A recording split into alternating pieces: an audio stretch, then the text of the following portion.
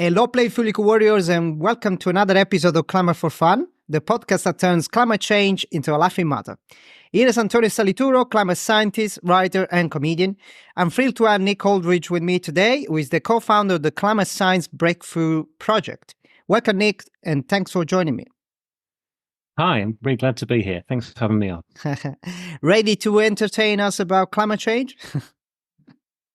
Yeah, I was going to wear my clown costume, but hopefully I'll still manage. That would be fun. Okay, so let's crack on. Right, Nick, along with the Utopia Bureau, you launched a project called Climate Science Breakthrough. One of the major goals of your initiative is to translate mind-boggling scientific concept into simple and emotional messages for anyone to understand. So in other words, make it more human. That's great. But please tell me you're not using ChatGPT for doing that. Well, I'm really hoping AI, that I think is going to change so many industries more than we realize. I'm really hoping it will struggle with edgy comedy. So that's surely a human trait that I think will be quite hard to replicate. At least I hope so. Yeah, I really hope so too, to be honest.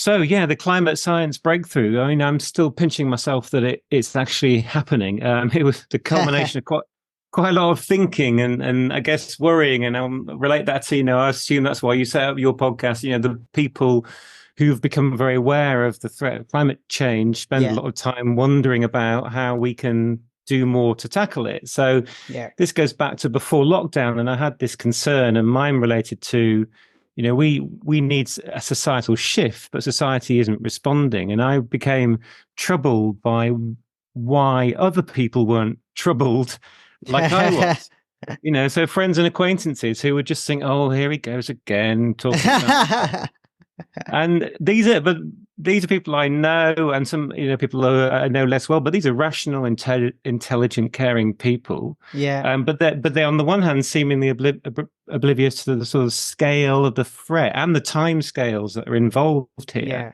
And this is the fight of our lives, but there are too many people who haven't had the memo. It's we need to engage more of these moderates, if we're going to be successful. I remember just recently Antonio Guterres making that comment about we need everything everywhere all at once, related to the film. True. And then we need more people. So, and then I'm sat there thinking, how do you engage these people? Because climate change is complicated. People's attention spans have got shorter.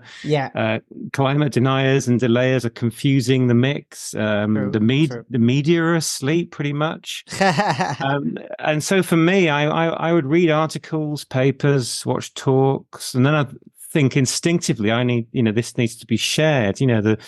But here's the problem. I remember particularly the point when it started to come together. There was a paper by Chatham House about future threats that were coming down the line. It was really succinct and clearly laid out.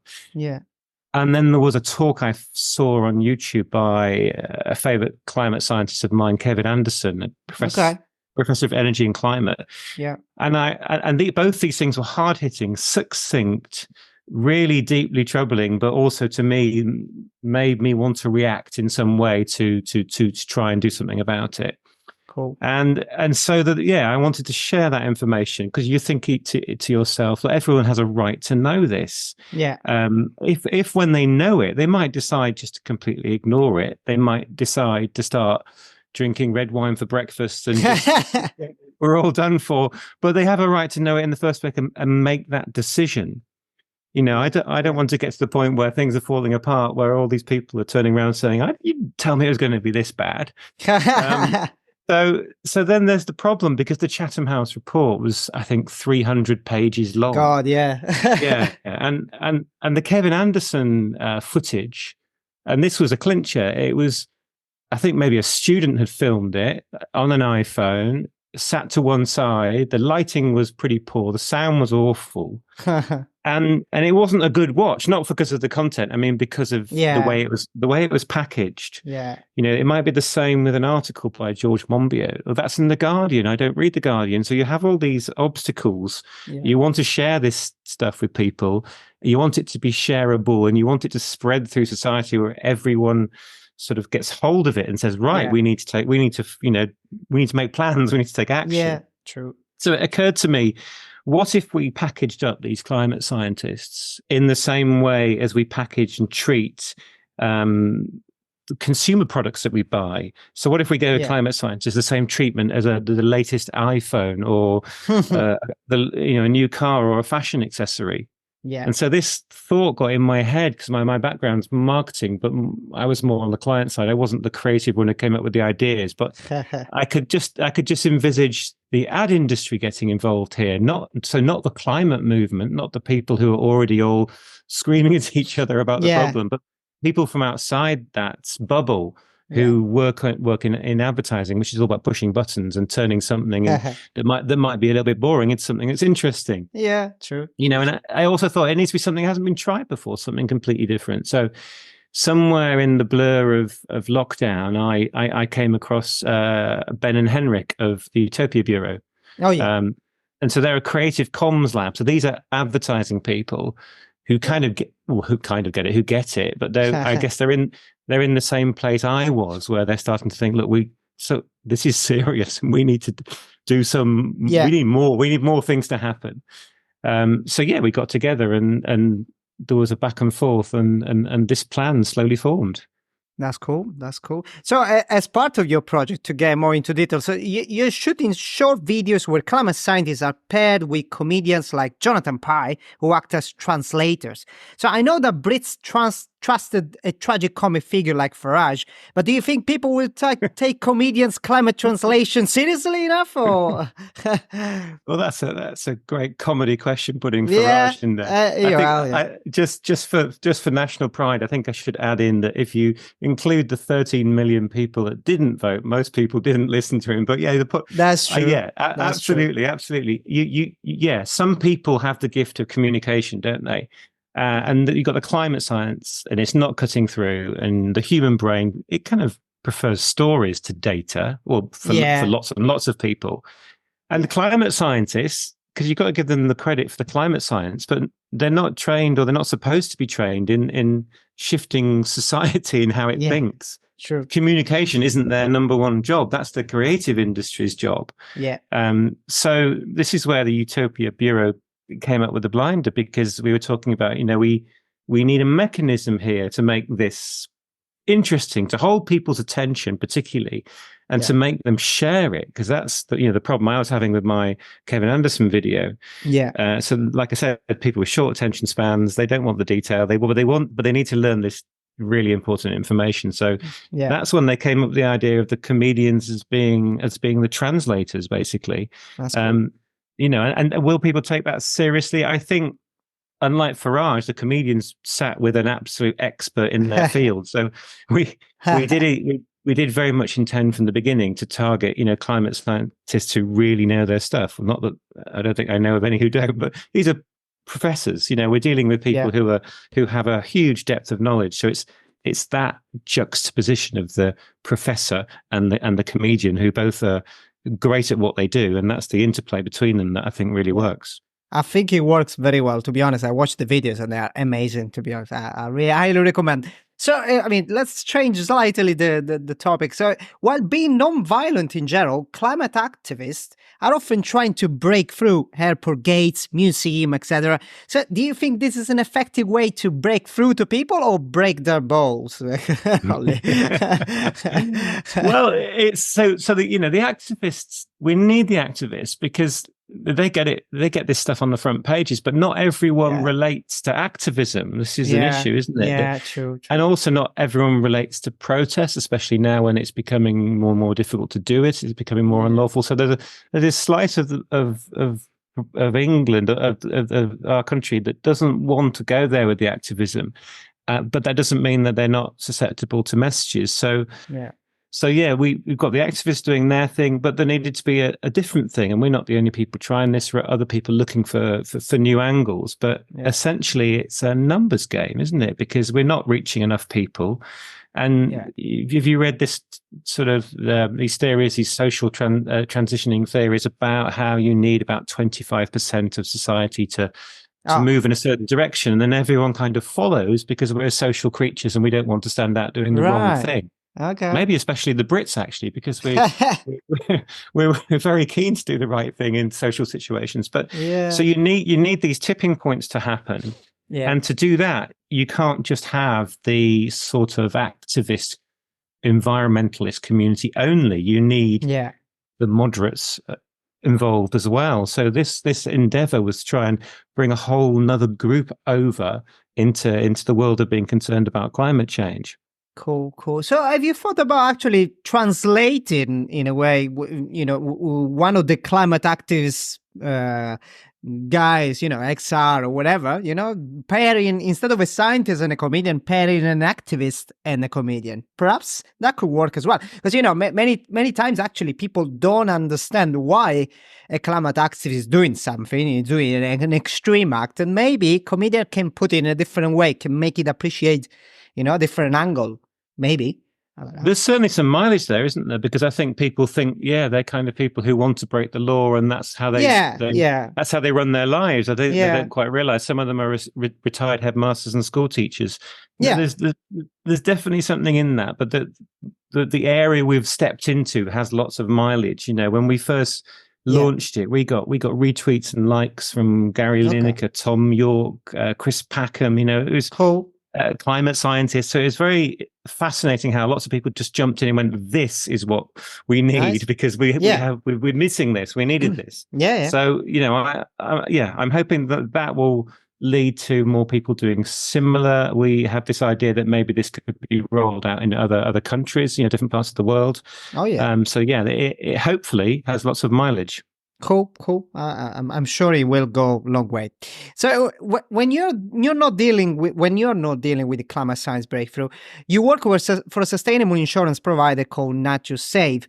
So I read that as of 2021, your company donated £1 million to its income to environmental and social projects. So first of all, well done. So one of the projects piqued my curiosity because it allows prisoners to refurbish bikes. Was it just an excuse to insure those bikes against theft, or seriously? Can you tell us a bit more about the project you're supporting? Always looking for an insurance opportunity. Absolutely. The model. So the business was set up in 1993 by a chap who happened to be a neighbour of mine. And he looked at the insurance industry and was ahead of his time, really, in environmental terms, and just thought these guys are not tuned into what's coming down the tracks. They're not responding to it in the way they should. And he had this. I think he got sort of inspired by the Anita Roddick with what she did to the beauty industry, the Body Shop. But he kind of set up this model where 10% of what you pay in the premium went into a charitable trust, and the charitable trust would support projects all over the UK, ranging from about £500 to a few £1,000s.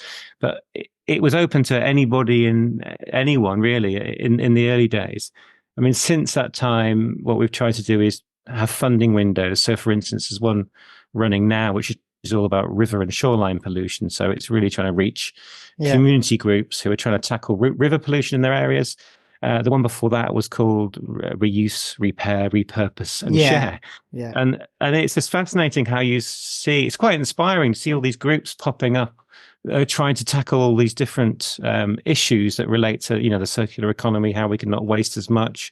Cool. The really diverse projects. We've helped dormice, water voles. We've, got vulnerable people doing upcycling.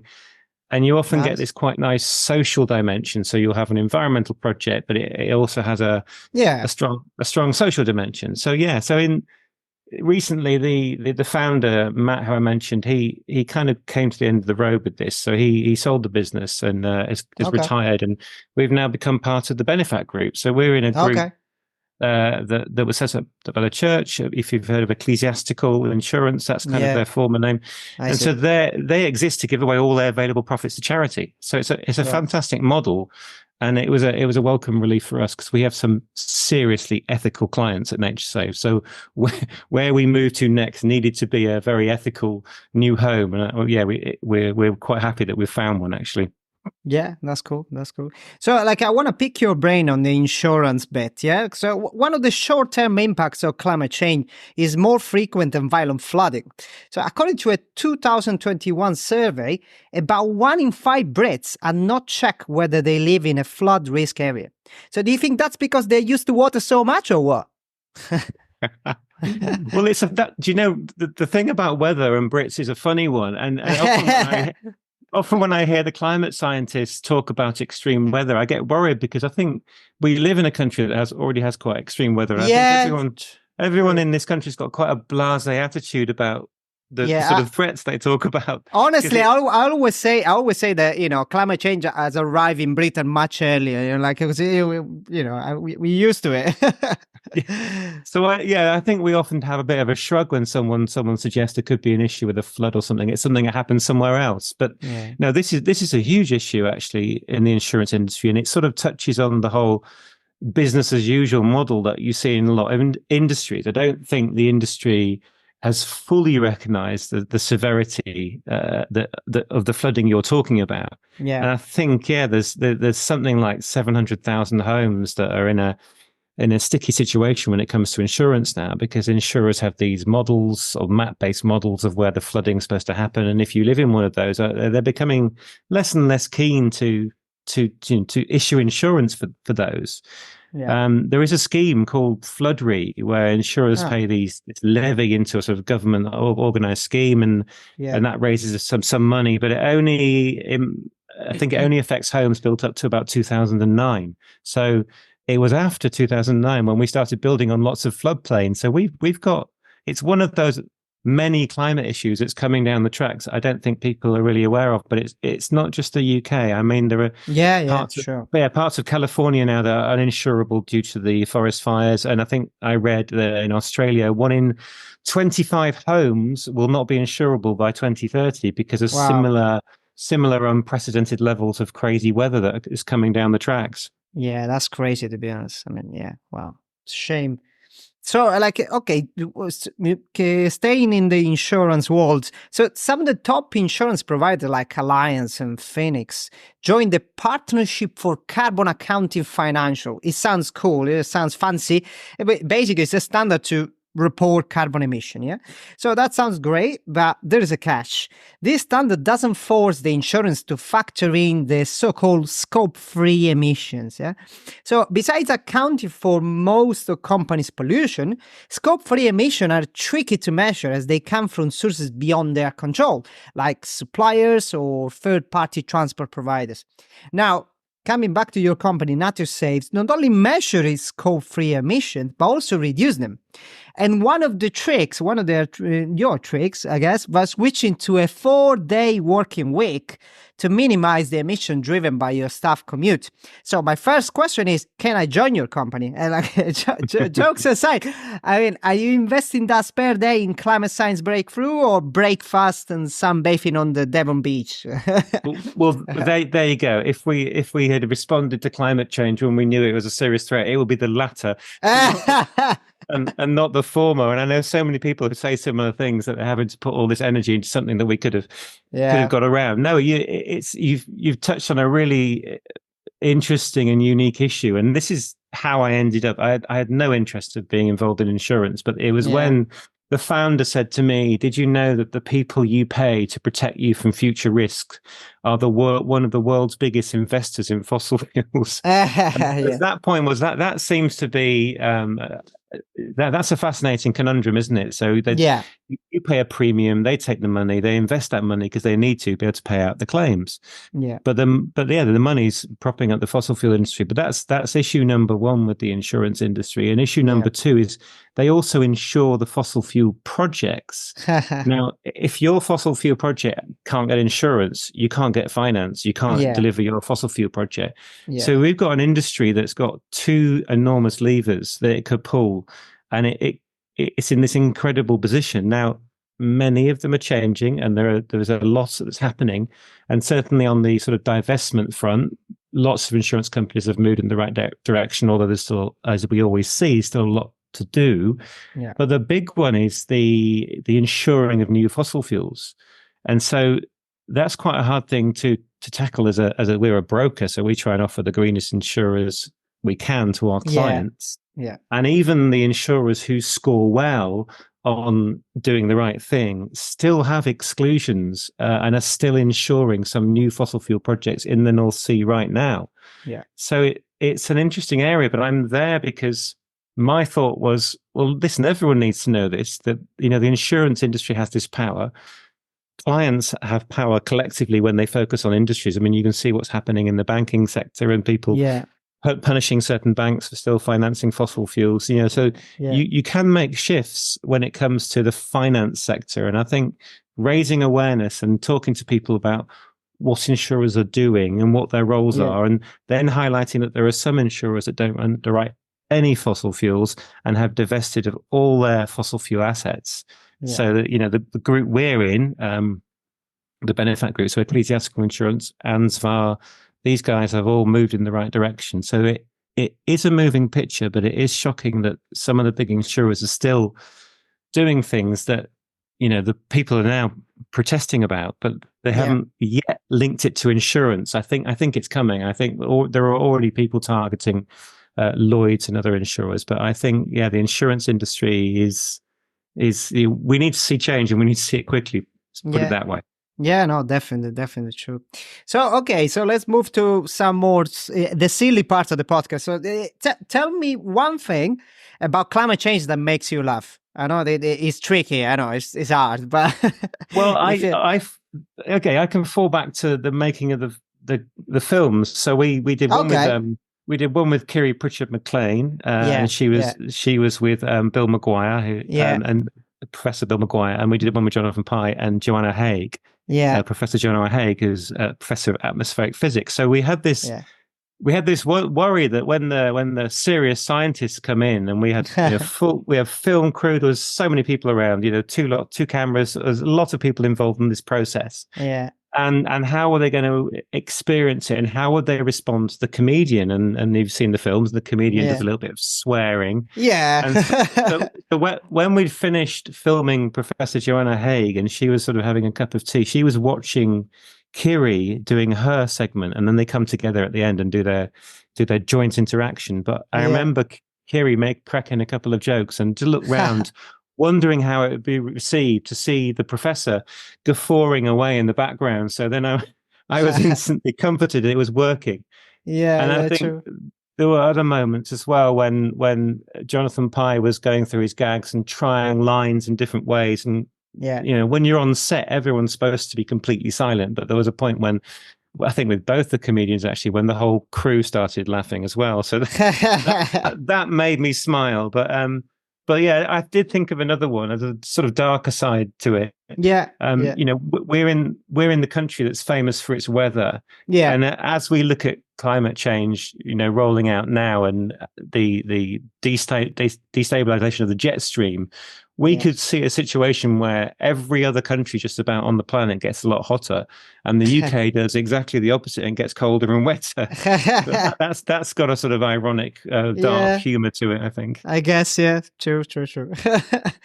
All right, so tell me one fun thing that people can do to fight climate change. I guess changing insurance to a greener one. I can't claim insurance is fun, but of course, do that. This is hard, isn't it? I think it's always it's always uplifting to join groups of people trying to make change, because they're generally inhabited by positive, can-do people. So you can get an uplift from that. But I did think of a personal one. So the thing that happened to me when I moved to Devon was I acquired more space. And I suddenly spent all my time mowing the lawn. I mean, frantically mowing the lawn, because there's this thing about home ownership. You have to have a perfectly cut lawn.